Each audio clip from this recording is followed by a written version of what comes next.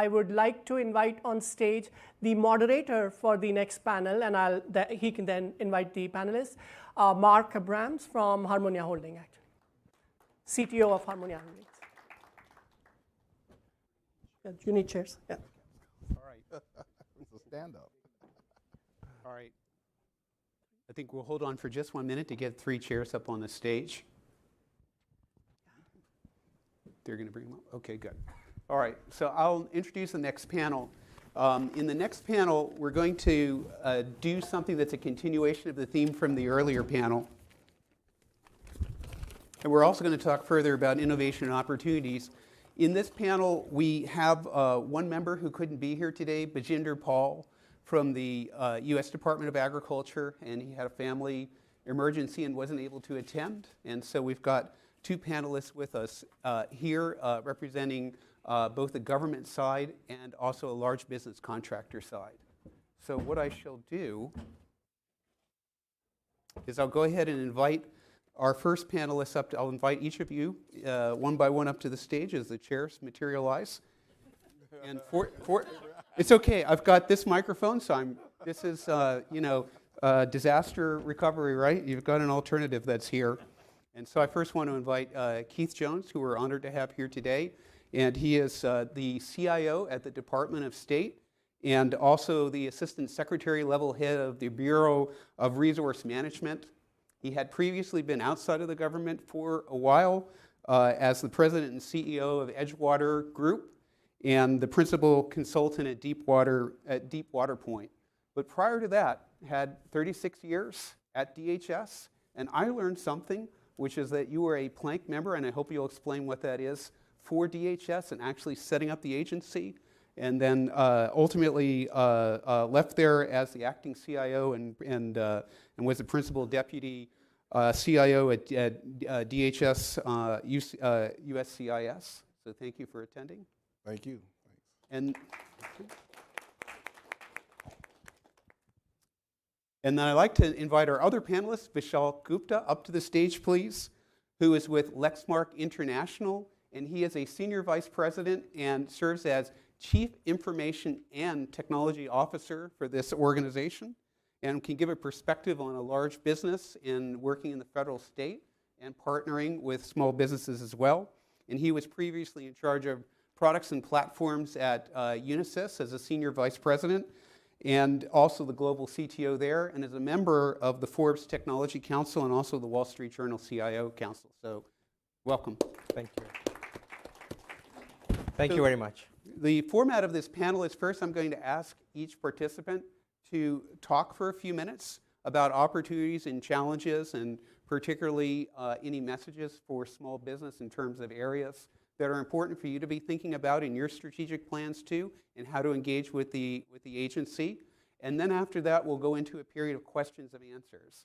And I have a few questions that I brought along, but it's the end of the afternoon, and kind of want to keep things energetic in here, so I'm hoping that you'll have questions that you think of too to ask, because now's your chance both from a partnering perspective and engagement with one of the major federal agency.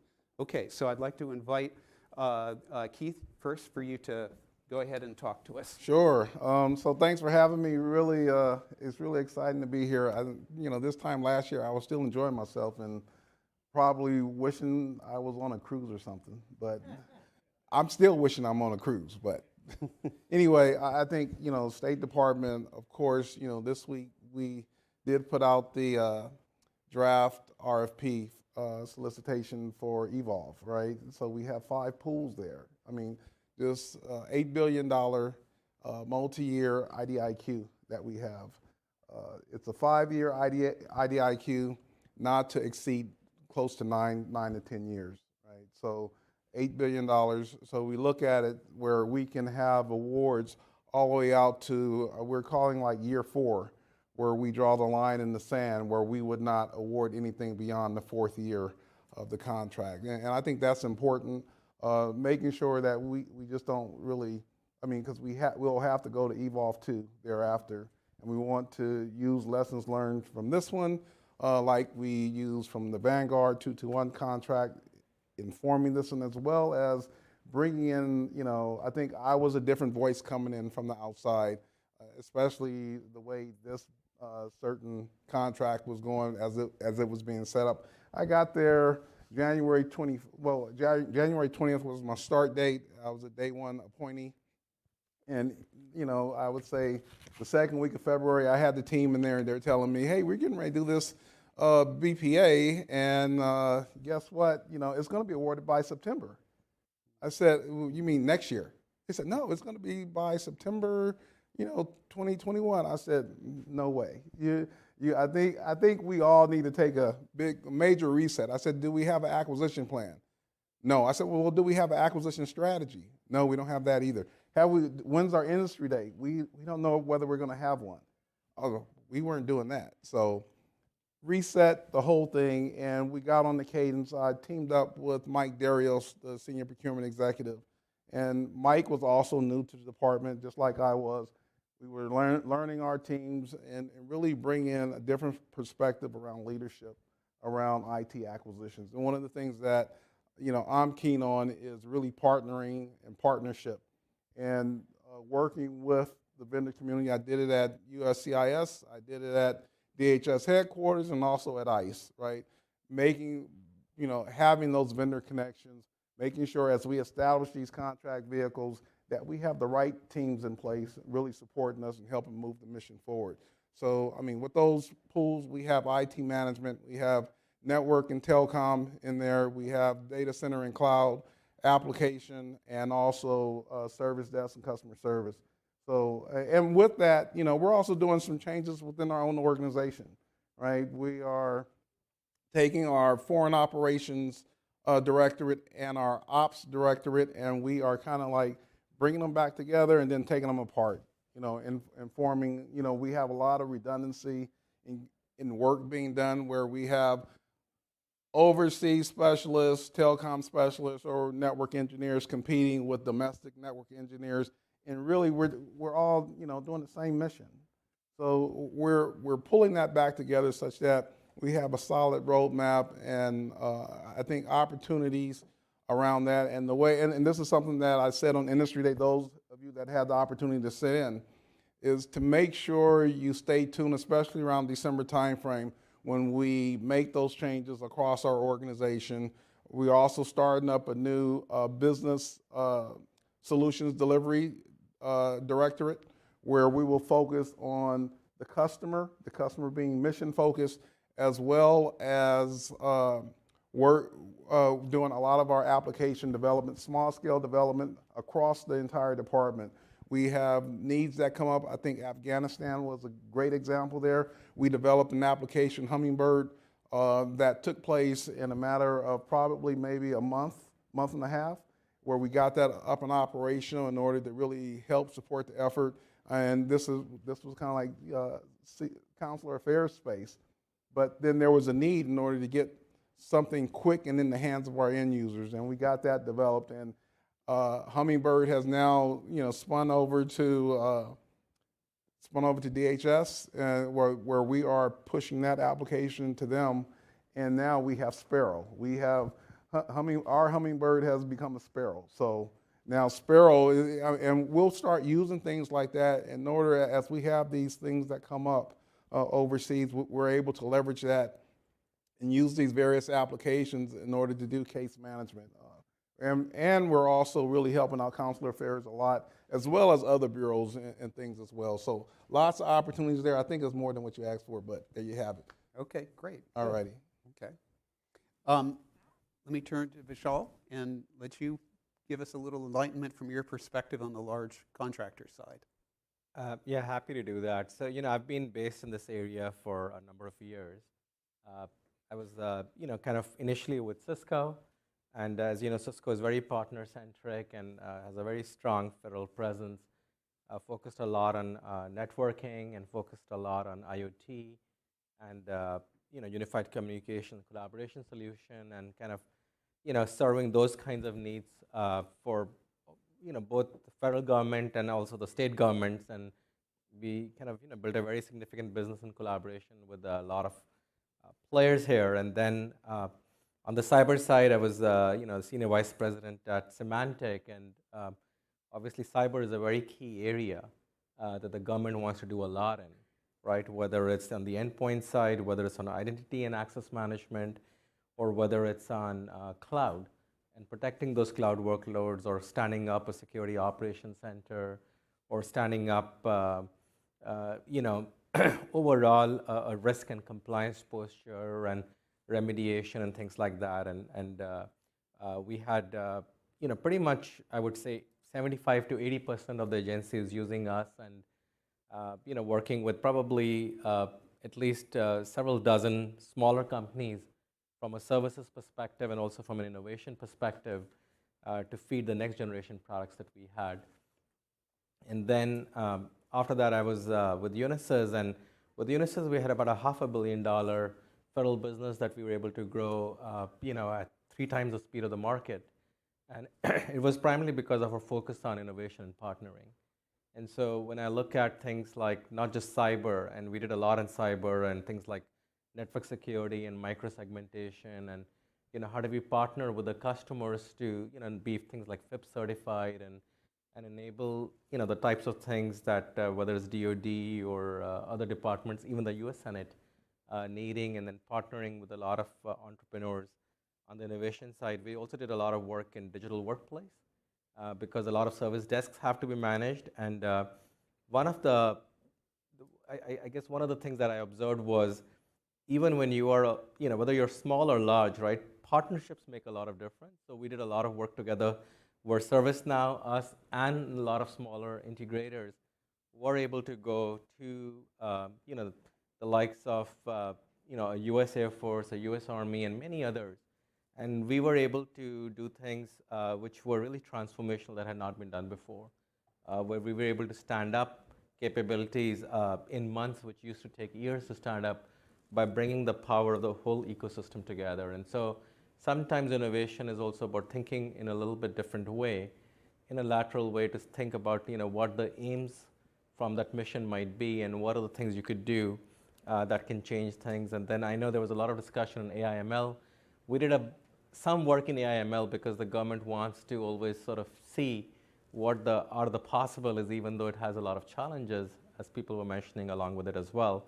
And now with Lexmark, we have a couple $100 million business, both on the federal and on the state side. And we're focusing a lot on innovations like IoT. So, how do you take each of the IoT devices and then have the data streaming to the cloud to ensure that the devices can stay up and you can drive a lot of better experiences. We're doing a lot of work in cloud. Cloud was an area that I think is a huge opportunity in this sector, because it offers ability to scale up much faster, and a lot of data migration and other opportunities. And so I think even if whether you take a small or a larger system integrator or provider view, the need always is, how do you understand the requirements and how do you drive innovation to meet those requirements in a differentiated way, cheaper, better, faster, and enable those agencies to innovate, in a way that takes the risk out and still brings some new elements in, and enables, them to meet their objectives. Okay, thank you. Let me add something there. I didn't talk much about challenges at state. Old department, and lots of bureaucracy, of course. But certainly, I think from an IT standpoint, we have centralized infrastructure, highly centralized infrastructure. Everyone points to the mothership for infrastructure. And then you get beyond that, and it's highly federated. And I think one of the challenges that we have now is around what you're mentioning around cloud migration, right? And I talked to some of the systems owners, talked to some of the technology innovation officers. They call them TIOs versus CIOs across some of the bureaus. We only have 2 other CIOs. One is in CA and one is in political military, where we have designated CIOs. Others are just known as TIOs. But you talk to them, and they are somewhat engaged, but they're still not at that level of a true CIO running an organization. I think INR recently bought over Dominic Cousette from VA, and he and I, we spent a lot of time together already. We knew each other, and it's kind of like a great partnership, but really getting system owners, application owners, to understand the cloud movement. And it's almost like this is where this new directorate that we're forming will help push the envelope there. Because I think if we look at how much really sits in the cloud, you're probably talking about 20% of the 20 to 30% of the applications at State Department. And so, I mean, from a security standpoint, just from even when we start looking at redundancy across some of the capabilities, I mean, those are things that we have to really work on. And, it's part of that entire engagement with the customer, engagement with the mission, showing them the easy path in order to get there because they think it's really difficult. I remember being at USCIS, and when we first started doing it, it was kind of like we did it with one of the largest applications. It was with transformation, right? And it was somewhat high risk, but we had tried to get things working. And then DC1 at DHS headquarters, that wasn't working out, and so we had to pull the plug on that, and we said we're moving it to AWS.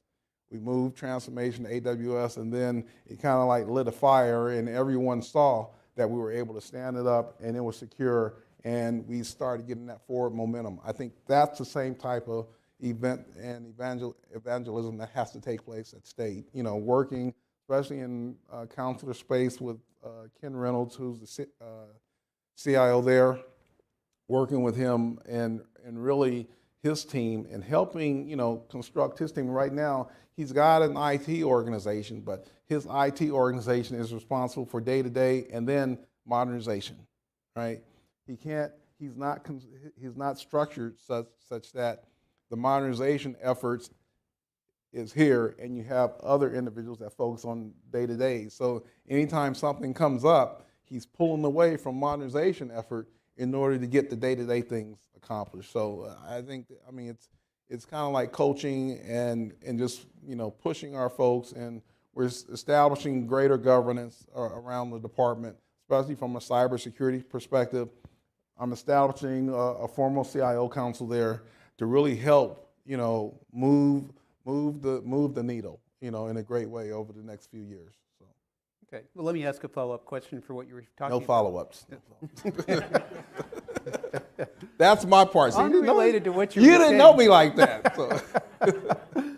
With the federated nature, are small businesses, if they want to have innovation or they have areas that they want to engage with, considering the massive scale of the State Department, are they better building those relationships, at individual units like that, or are there opportunities to look at these larger problems, like how do you do transformation and modernization to the cloud across Department of State? I think there's opportunity both ways, right? Both talking at the right levels within the bureaus. It depends on who you ask. I said, how many bureaus do we have?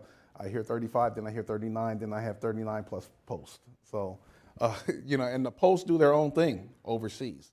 So, and that is somewhat of a cause of concern at times, where we have to better look to see what's being developed at posts. But for small business and industry, it really, we have an app dev team, and that's more so field related. But starting this business solutions delivery area creates a lot more synergy around application development and opportunity for entry for small business to help out on key initiatives and to really get things level set there. So I would encourage working at the right level, reaching out. He'll probably kill me. I guess I can say his name anyway. But reaching out. Well, you have my name, so I'll say his name. Reaching out to Brian Merrick there at State Department. And certainly there's opportunity. You see that with Evolve, that whole, I think it's Pool 4 is application. That is, that there is where we're looking to do a lot of awards as well. And in particular, teaming up with larges where we need to. Okay, good. So I want to ask Vishal about a scale problem in your organization. How do you decide where your technology investments are what's the best way for small businesses to engage, you to be able to support that too? How do you rely on the small business for innovation versus being in a large organization? Sure. So our technology organization, at Lexmark, we have probably 1,500 engineers, right? But that's still a very small number compared to having scale in the different areas that we want to focus on. And so one of the things that we try to do is we realize that innovation is not always a scale game, right? As Amazon says, 2 pizza box teams sometimes can drive the best innovation, not necessarily a team of 100 or 1,000 people. And so, for example, we have one area where we call as Edge AI, where we have Edge AI boxes. We deploy it for a variety of use cases. But to power those boxes, you need ready-made and proven areas that other companies can plug in, almost like an app store of sorts. And that is a tremendous area that we're working already with about maybe 10 small startups, and we're happy to work with more because whether you think about all the different use cases where that AI is already trained, which can run that in a container on that edge box, because a lot of agencies and even commercial customers, for some use cases, they're happy to go to cloud, and some data is very sensitive or has low latency, and they don't want to go to cloud for those data sets. And so I think a combination of having an approach where we've got a clear path there, right, where it's a case of they're not necessarily becoming a cost, they're really becoming a revenue because they become part of a solution that we're able to then take to market. So that's one area where people can easily work on. Then we have cases where, for example, in cybersecurity, we do a lot of work with a lot of customers, but we don't always have all the technology ourselves. And so where I think small businesses can work is they may not have a go-to-market capability, which we do, but they can, if they have an innovative offering. For example, we do a lot of work in print security, or we do a lot of work in IoT security or other device security. So they can bring complementary offerings to bear that we can then take to market for them as part of the overall ecosystem. And then there's always opportunities to also, we were talking, I think, in an earlier session on AI/ML.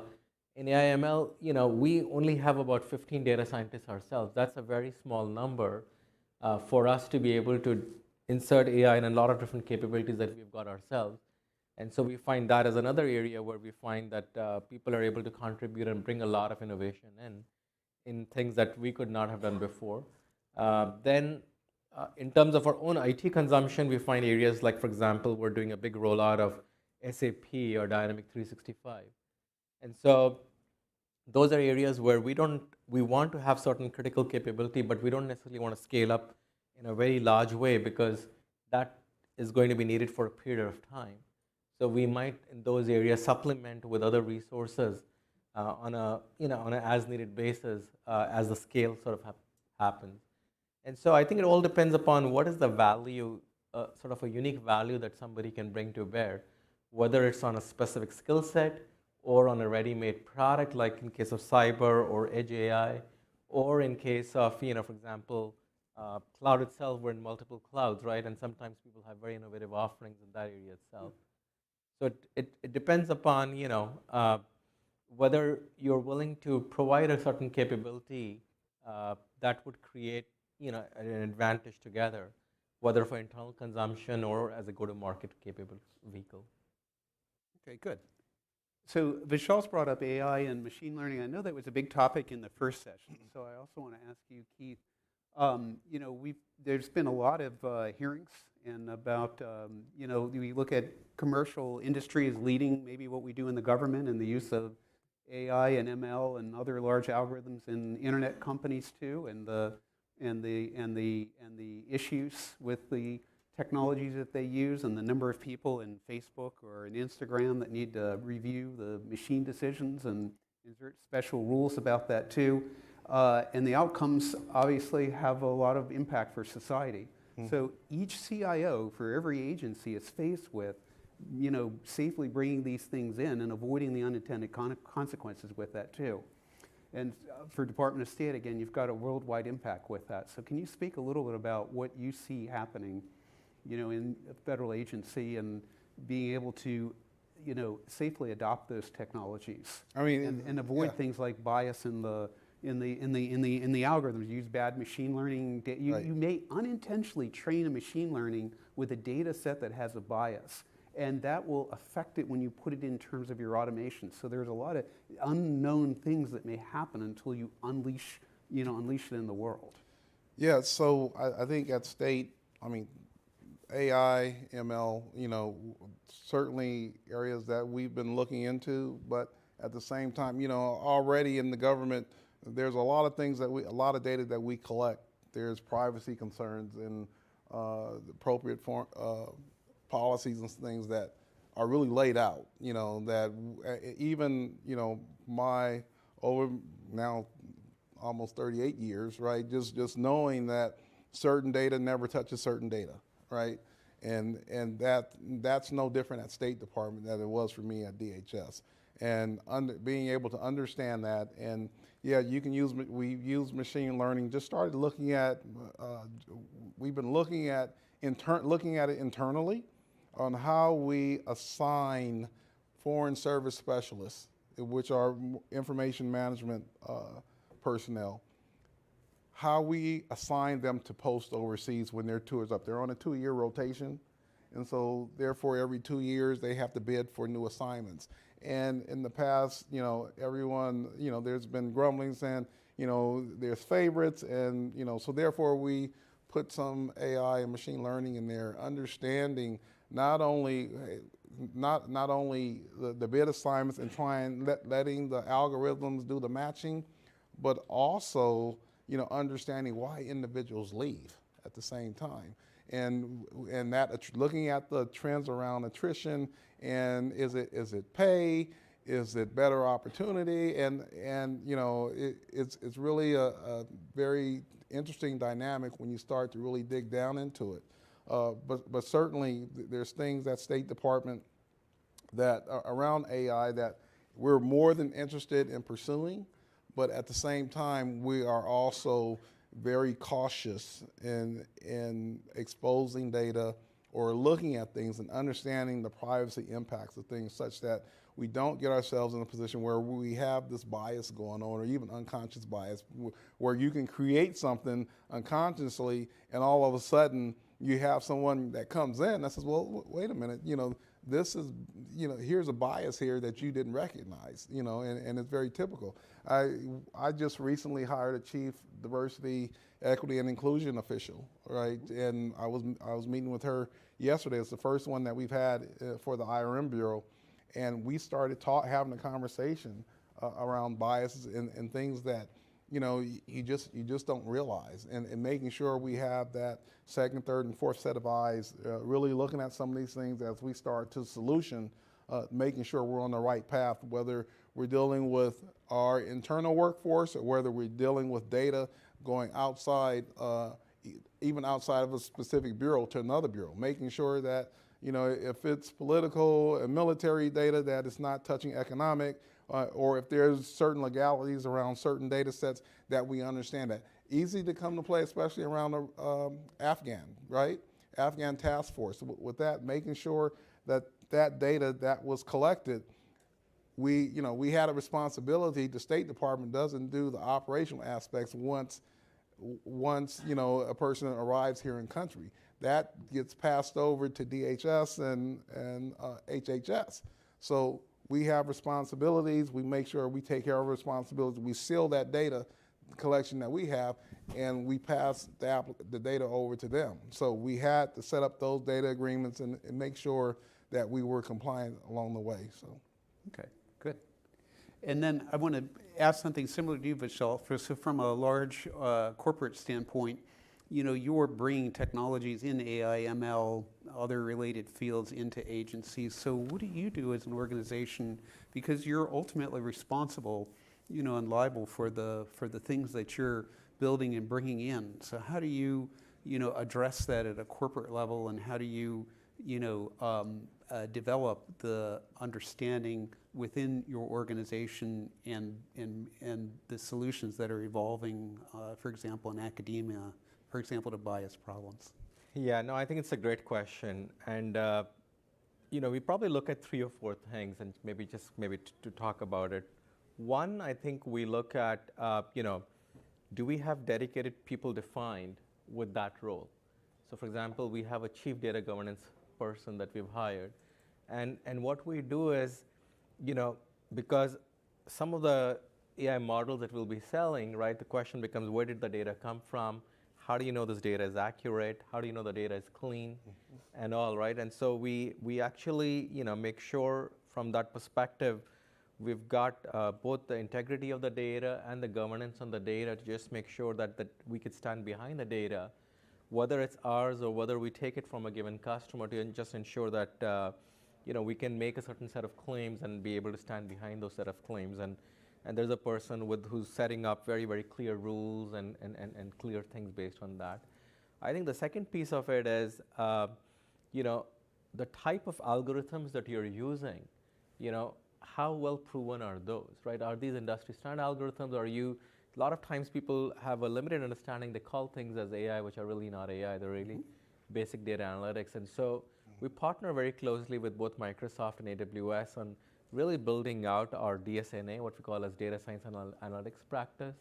And they're really investing in, which algorithms we've really seen, what amount of data is needed for some of the algorithms. Because the problem in AI is some of the algorithms need a lot of, especially for deep learning, the algorithms need a lot of amount of data. And the efficacy will really not be good if you don't have that much amount of data. And so we spend a lot of time working with, especially the Microsoft's cognitive services, people who've done this hundreds and hundreds of times, to truly understand what is the volume of data needed to get to a point where you can say the efficacy is possible. So in some cases, if we have 1,000 data points versus 5,000 data points versus 100, what options in terms of algorithm we should really be taking, so we can provide comfort to the people ultimately using the AI that this is a thoughtful thing. The third part of this is really thinking through the use cases in which you can apply AI. As Keith was mentioning, there are some use cases that are ripe for controversy, if you may, right? So we have found that AI is very helpful, for example, for predicting if a particular device will fail, right? A device is not going to have a bias, so for predictive maintenance, as long as you can have enough data from different devices, that's a great use of AI that you will not create any type of controversy around. Or for things like anomaly detection. It's another use case that we find that typically the outcomes that you can get for those types of things are usually quite good. Similarly, in the world of security, we have found that the AI can be very helpful in classifying what kind of data device it is and what kind of policy should be applied to the device. Because there's a lot of complexity in the world of security around, are you using, if you try to roll out policy, floor by floor, device by device, it becomes very, very difficult. And it takes many, many years to roll out those programs. And so, we've applied AI even for people-related things too, but it's better to use it for non-decision making things for people. So you don't want to be making a decision based upon whether to hire a person or not, because that's very ripe for lots of misinterpretation. But you could use it for analyzing why things are happening a particular way. And so I would say a combination of having the right governance structures, ensuring the algorithms are clean, having kind of an area where you can really stand behind that the data was holistic and was gained from a variety of sources, and then applying it to use cases where you're really talking about either security or machines kind of breaking down, or predictive maintenance or anomaly detection, and those are the ones where I think if you go with some of those, your chances of success, especially on the government side, are going to be significantly higher. Otherwise, even if the data is clean, you will have lots of resistance from a rollout perspective. I think when it comes to, especially when it comes to AI, I mean, one of the things that we talk about is internally is it would be great for us to be able to predict the next disruption, right? Understanding, what's happening where around the world, and being able to have that predictive analytics around that as well. Right. We have a Center for Analytics where my team, provides all the technology up to the visualization aspect of it, right? And we feed that constantly to our Office for Management Solutions. And even around, from a cybersecurity standpoint, one of the things that I've asked them to is like, let's start correlating cybersecurity events and looking at threats, tactics, and procedures, right? Looking at those things and seeing exactly how they play out over time, or whether it's an event that happened 2 or 3 years ago, sometimes there's a greater story there that we can track to. And taking advantage of any data we have, things that we collect, things that we notice, any inconsistencies on our infrastructure and our environments, and being able to map those things and letting the story come out, and then having visualization tools around it. So I just wanted to build on that last point Keith made. Even for cloud, we have found, especially with many agencies, both at UNSS and here, very innovative uses of AI. So for example, you can predict application by application and device by device, right, when something will run out. Yeah. And so people don't want, right, whether they are running, because most of them are hybrid, right? People have both workloads in data center and in cloud. And AI Ops, this area is called AI Ops, is very helpful in being able to optimize, the number of incidents, reduce the number of incidents, look at the causality of the incidents, be able to predict, so that way you're not over-provisioning or under-provisioning. And so it just ends up driving much better operational efficiency and much better automation, because some of those experts are also very hard to come by. From both the private sector and for those agencies' perspective. So there are uses of AI which I would say both yield great business outcomes and don't necessarily create bias-related controversies that people decision-related things would create. Mm-hmm. Okay. I actually want to open up to the audience for questions now. I'm sorry. I do want to. One of the things we talked about a little bit, and I'm sure you can add to this, is around the virtual reality, augmented reality around things. This is something interesting that we found very useful, where we're able to, with COVID and everything going on, we travel a lot, and offices, our Office of Building Operations, our financial folks. We have folks in Bangkok. We have people dispersed globally, and lastly, around IT management and IT infrastructure. There's capabilities out there where now, one of the pilots that we started looking at was HoloLens, right? Where we're able to give the glasses, ship the glasses out the post, and we have them put those glasses on and then take us to the device.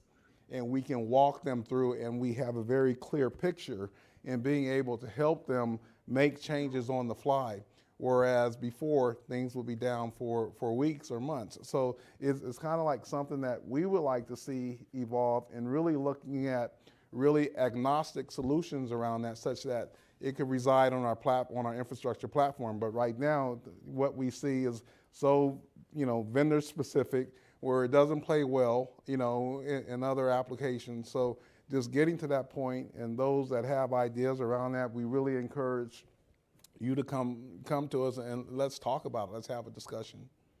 Yeah, I think to your point, we in Unisys we had almost a $400 million field services business, and we found that HoloLens actually was very helpful in troubleshooting, for what I would call as junior field engineers, right? And so when you're going to any place and trying to fix something, in the past we would have to ship always the thing back and then spend a lot of time, versus if you want to fix right when you are there, or sometimes even enable a system administrator of an agency to sort of guide them. Things like VR are actually produce a lot of different quick outcomes. Yeah. Okay, good. It's a little bit hard to see up here with the stage, but are there questions from the audience? Microphones are here. Raise your hand, please.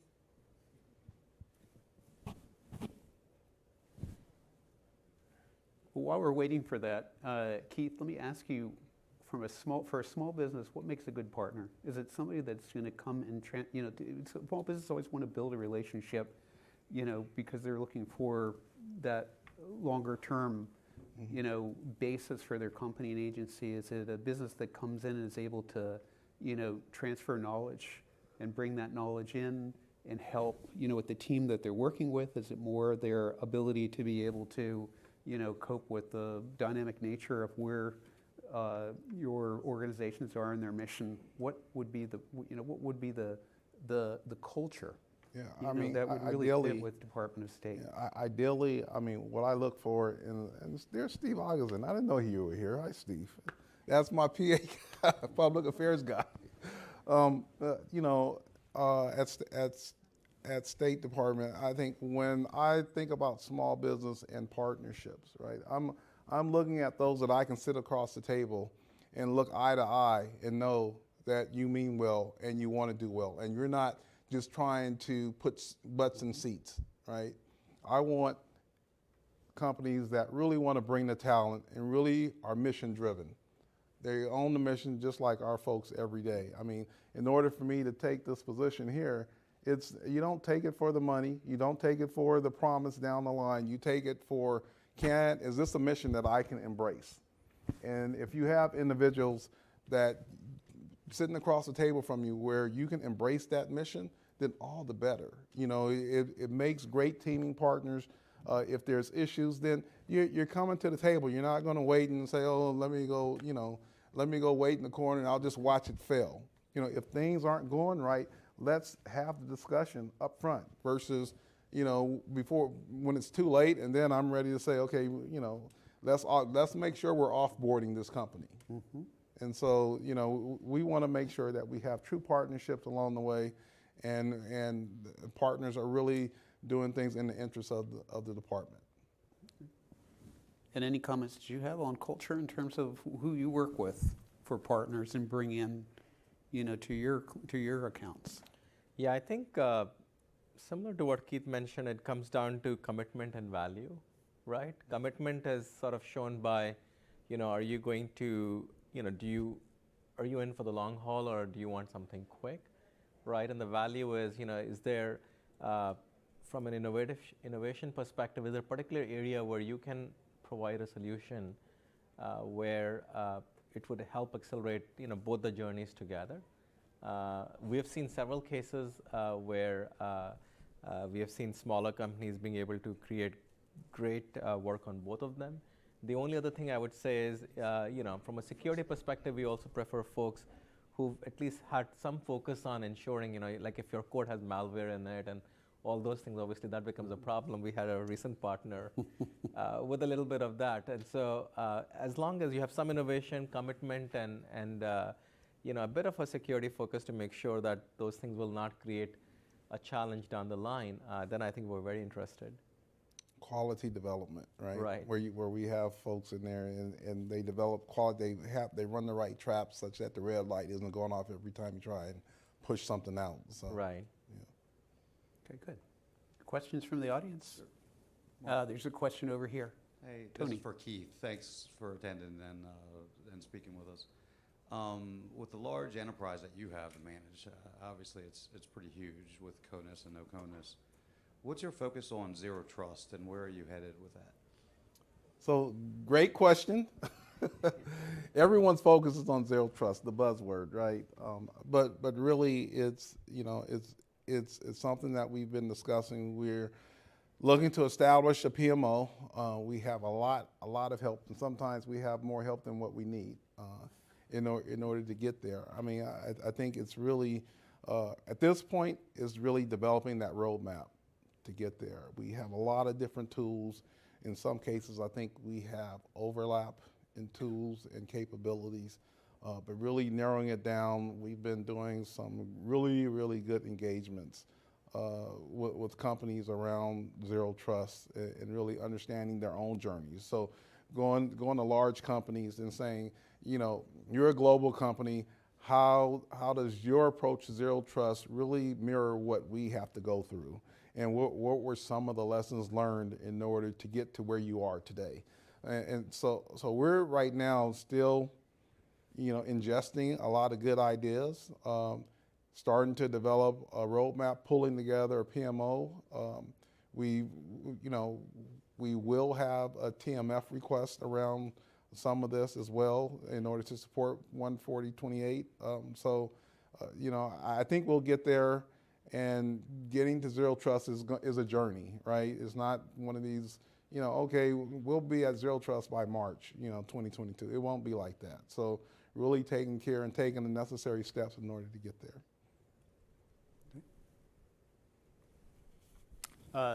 Good evening, panel.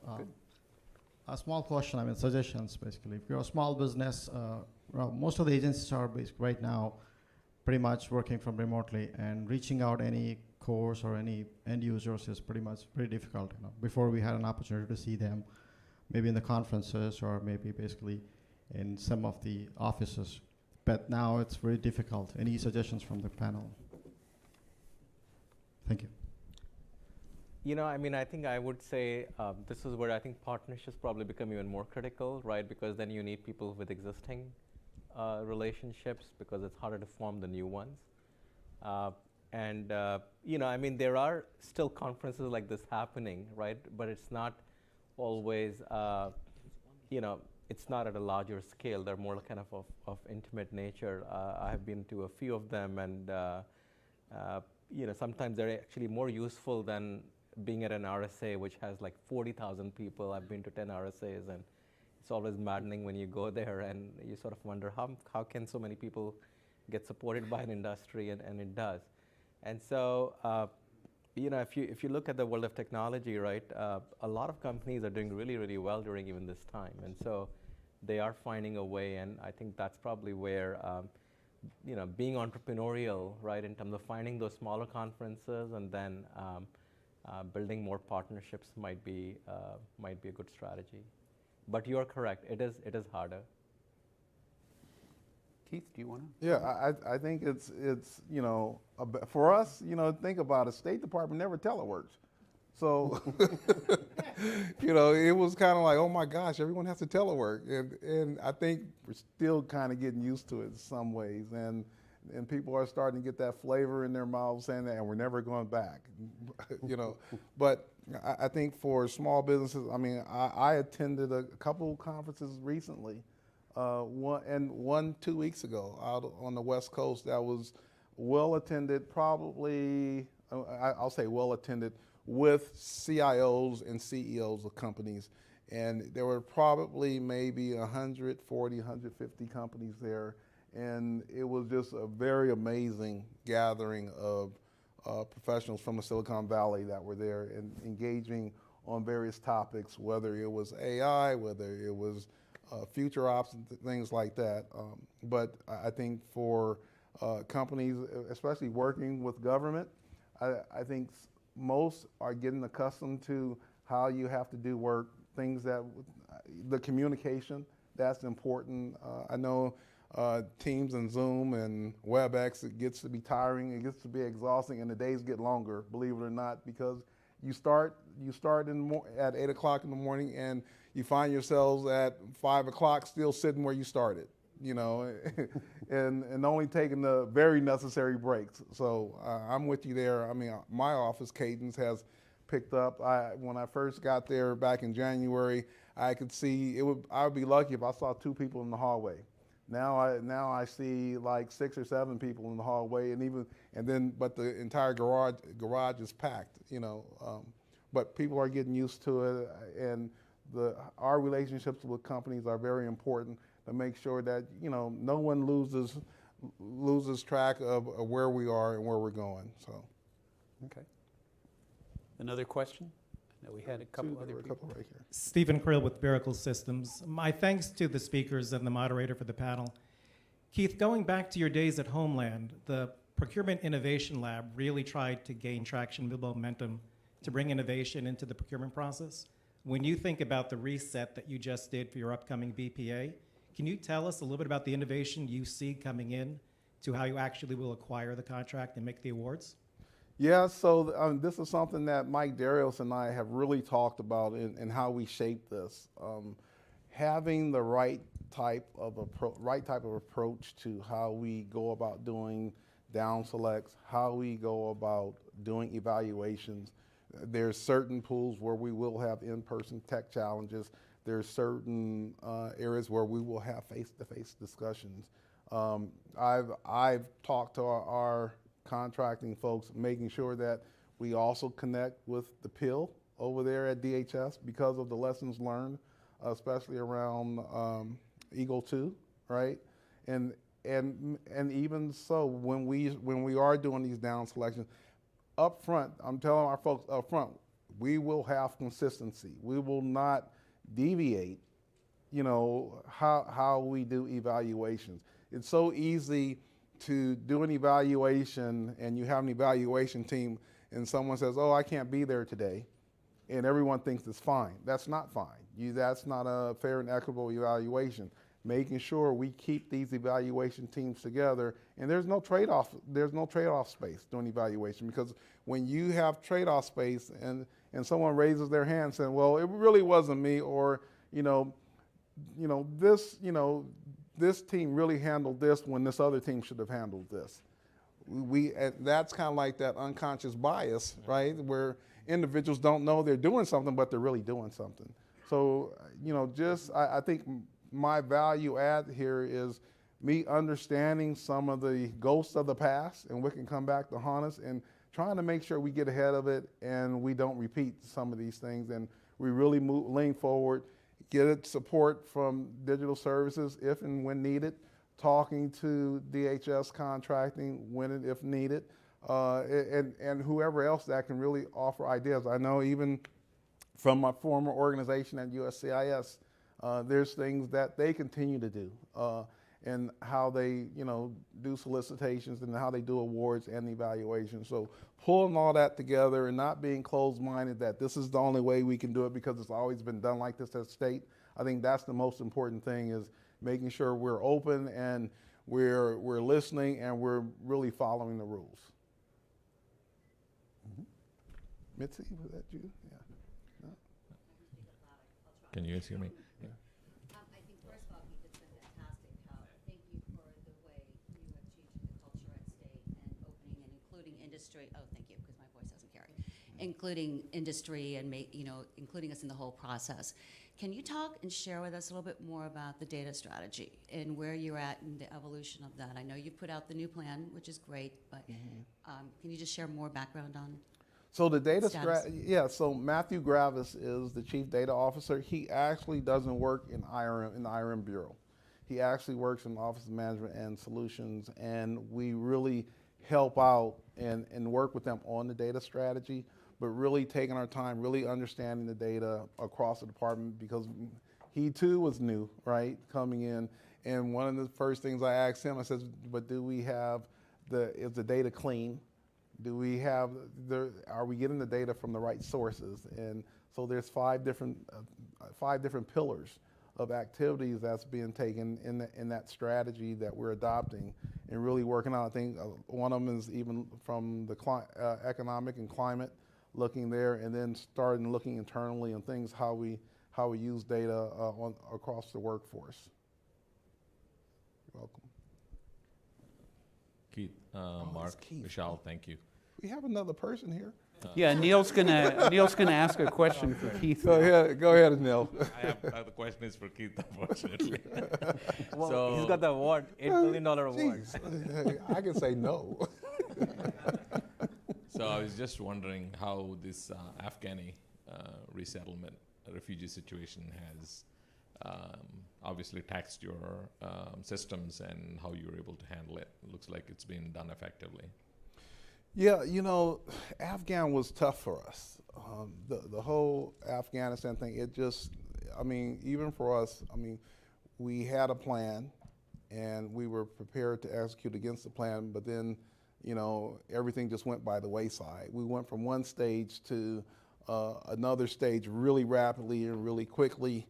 There was lots of demand for data, lots of demand for information that we had to get out. And certainly working closely across the interagencies, working closely with the White House.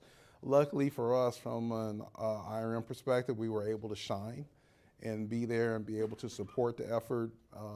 And I think if there was one complaint, it was that in a little bit we were somewhat reactionary versus proactive in some things.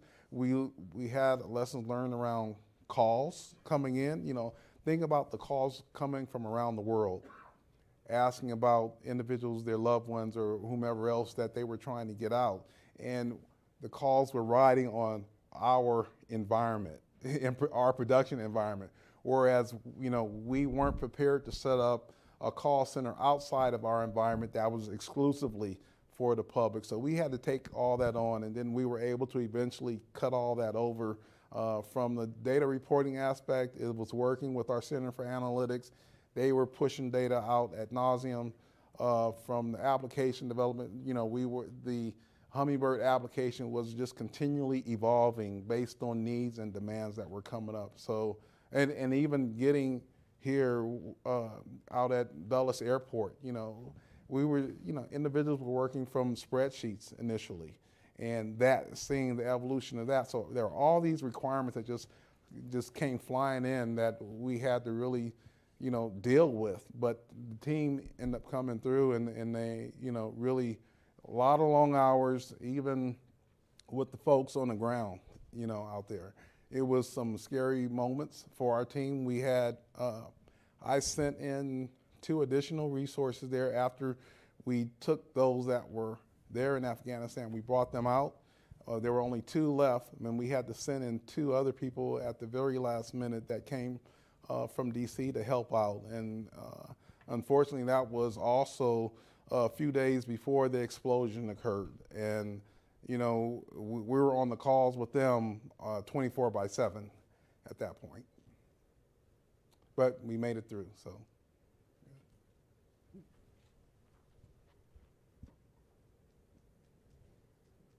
Okay. Any other questions that are here? Oh, God. You'll need a microphone. No mic, so we're One's going to be done. run over to you. Well, the people that are virtual, we don't want to leave them out. Sorry, Keith, you were trying to keep me quiet. So one of the topics that was discussed today was a little bit around, looking at different use cases for AI. Where can we best leverage it? How do we best execute against it? One of the challenges that sometimes exists in that space is, a data scientist can come in and come up with multiple ways of, interesting algorithms and unique ways to reinvent simple processes that probably the ROI is not always there, right? So a lot of it really is more focused on how can we help execute, core important decisions and help, drive that with more actionable insights, information, data, aspects of that sort. So to set that bar, when you think about yourself and the customers that you serve, what are the critical decisions that you guys need to make every day that you need information to help drive that? So I would say, this is a lesson learned as well, is that, when you think about the data scientists, we can have the best experts there and just really sharp, but we have got to be able to have that domain knowledge sitting at the table in order to help. That's the human aspect of it that has to be there to help deal with some of this. Certainly, I just told, right before coming here, I was at our Center for Analytics, and I was telling them that, hey, we need to get more data scientists internally to deal more so with things from an IRM standpoint. Certainly we have, about 60 or 70 data scientists that deal more so across the department. They're a solid team, but we also have to parse out and look at things internally within our own organization, and making sure that as we evolve, that we have the right subject matter expertise. We have those individuals that are really invested in the mission, they understand the mission, and they can pretty much help in predicting the outcomes versus having individuals that just said, I have data scientist experience, and you bring them in and they're not really a value add at that point, because there's a whole road, in order for them to get where they need to get to. So really spending time with individuals, they learn from those that have been there, that understand exactly what the policies and what things should look like and what the anomalies are, and then going forward from there and pulling all that together, I think is certainly things that we look at and we have to make sure we concern ourselves with.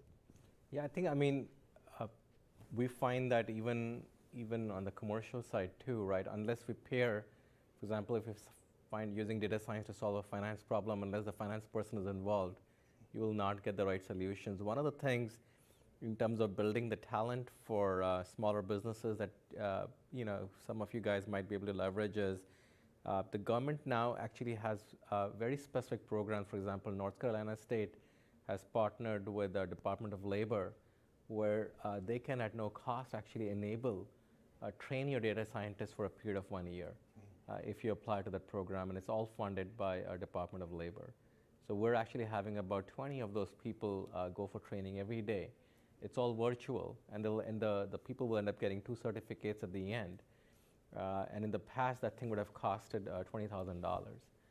But the government has actually put quite a few programs. As long as they're US citizens, they'll get trained. And you have to sort of apply to the program. And so for those of you who want to kind of tap into that part of the market and you want to enable more people, because those data scientists are very expensive to hire otherwise, then that's a good venue to explore. Okay, good. We've got 45 seconds. Any final comments? No, hey, observations? This is great to be back out here. Great to see faces I haven't seen in 2 years. But it's I think there's certainly opportunity here for small business, especially even though not all categories are within Evolve are dedicated to small business. I mean, small business plays a role in each one of those categories, and we can award to small businesses in each one of those categories. We're not limited to that. And so certainly eyes will be open, and I look forward to seeing some of the proposals coming in and great ideas, and please provide your feedback on the draft solicitation. And if there's things that just don't say or look or sound right, make sure you flag them. I would say send me an email, but my inbox is already full. So. But you know how to get to Kimberly, so there you go. Okay. All right. Keith, Vishal, thank you. Let's thank our speaker in their time out of their busy days.